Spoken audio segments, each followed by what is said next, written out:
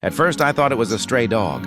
The neighbors had been whispering for days that a shadow appeared every midnight, lying still on the mound of red earth behind our house, the graveyard where my mother was buried. I didn't believe them until the fourth night. That night, curiosity dragged me out. The air was thick and wet, the kind that clings to your throat. I carried a weak torchlight, my hands trembling slightly. When I reached the grave, my heart froze. It wasn't a dog, it was a woman. She was lying face down on my mother's grave, wearing a wrapper I knew too well, the same patterned cloth Mama was buried in. Her hair was tangled and wild, her fingers digging into the red sand like she was trying to crawl inside. My voice cracked when I shouted, "Who are you?" No answer.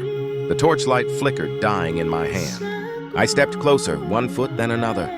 The air turned cold, unnaturally cold. Then she lifted her head.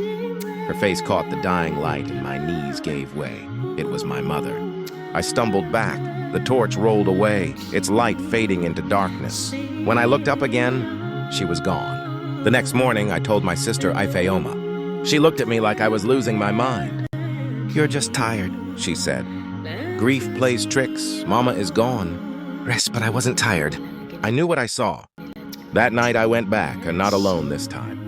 2 men came with me, one of them our neighbor, Okafor. We hid behind the old mango tree near the cemetery, waiting. Midnight crept in. At exactly 12:17, she appeared again silent, slow, swaying as if the wind carried her. The moonlight brushed her wrapper, that same faded green and yellow print. She knelt by the grave and then lay flat against it. Okafor's breathing grew loud. He wanted to shout, but I gripped his arm. We moved closer, step by step. The dry leaves cracked underfoot. Suddenly she sat up. Her head snapped toward us, eyes gleaming like wet glass. We ran. Okafor fell, screaming that something had grabbed his leg. I didn't stop. I ran until the darkness gave way to the main road. When we returned with more people, the grave was empty again. No footprints, no sign of anyone. Only the smell of damp earth and something faintly sweet, like incense. The next morning, I noticed the sand on Mama's grave had been freshly disturbed. There were claw-like marks, deep and uneven, like fingernails dragged through the soil. When I came home, Ifeoma was burning incense and sprinkling holy water across the sitting room. Her eyes were red. "I heard Mama's voice last night," she whispered. "She called my name." That was when we called Pastor Henry, the man who prayed for Mama before she passed. He arrived that evening, holding his Bible tight. The prayers, he said, were heavy, each one filling the room with something strange, almost electric. After half an hour, he went quiet. Then he said, "Something that belongs to her was not buried." The words sank deep. Ifeoma and I stared at each other, and suddenly I remembered. Mama's wedding ring. She swore she'd never take it off, even in death.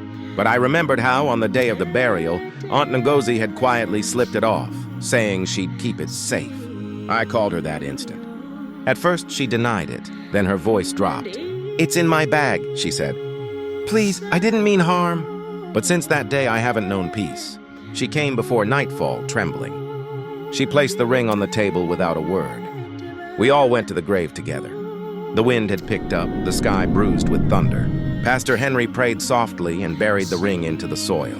Just as we turned to leave, a cold wind blew through the trees. We froze. A faint voice whispered behind us. "Thank you." It was Mama. No one ran this time. We just stood there still, trembling, tears on our faces. Then the air grew warm again, the wind faded, and everything went silent. By morning, the grave was smooth, untouched, like nothing had ever happened. And for the first time since Mama's death, the compound finally felt at peace.